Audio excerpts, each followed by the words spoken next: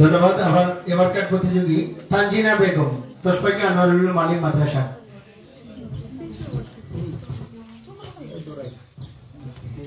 আসসালামু আলাইকুম।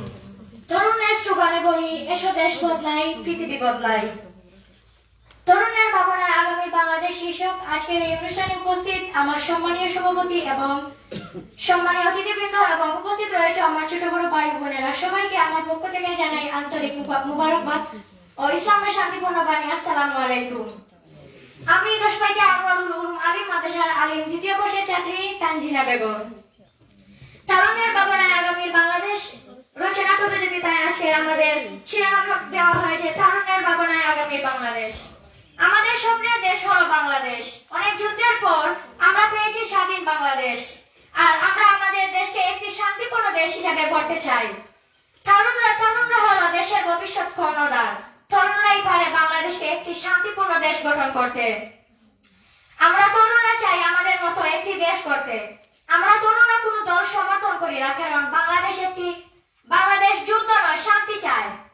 আর আমরা আমাদের স্বপ্নের দেশকে যেভাবে গড়তে চাই তা হলো দারিদ্র মুক্ত দেশ গড়তে চাই, দুর্নীতি মুক্ত দেশ হতে হবে, মাদক মুক্ত দেশ হতে হবে, ইত্যাদি মুক্ত দেশ হতে হবে, খাদ্য ভেজাল মুক্ত দেশ হতে হবে, বেকারত্ব মুক্ত দেশ হতে হবে, সন্ত্রাস মুক্ত দেশ হতে হবে।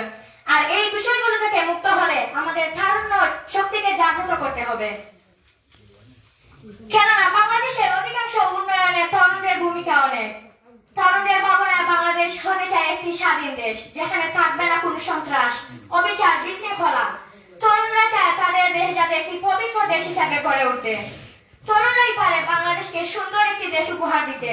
তরুণরা তাদের শক্তি জাগ্রত করে দিতে পারে অনাহারের মুখে খাদ্য, দিতে পারে পথ শিশুকে তাদের গৃহে ফিরিয়ে দিতে। তরুণরাই হলো আগামী বাংলাদেশের ভবিষ্যৎ। তরুণরাই দেশের জন্য অনেক আত্মত্যাগ করে। তারা সর্বোচ্চ চেষ্টা করে কিভাবে দেশকে একটি স্বপ্নের দেশ হিসাবে গড়বে। তারা চায় কিভাবে দেশ গড়লে জাতি একটি শান্তিপূর্ণ দেশ পাবে। তরুণরাই পারে দেশকে একটি সুন্দর জাতি হিসাবে গড়তে। তরুণরাই পারবে কিভাবে চেষ্টা করলে দেশকে আরো এগিয়ে নিতে। সুতরাং তরুণের ভাবনায় আগামীর বাংলাদেশ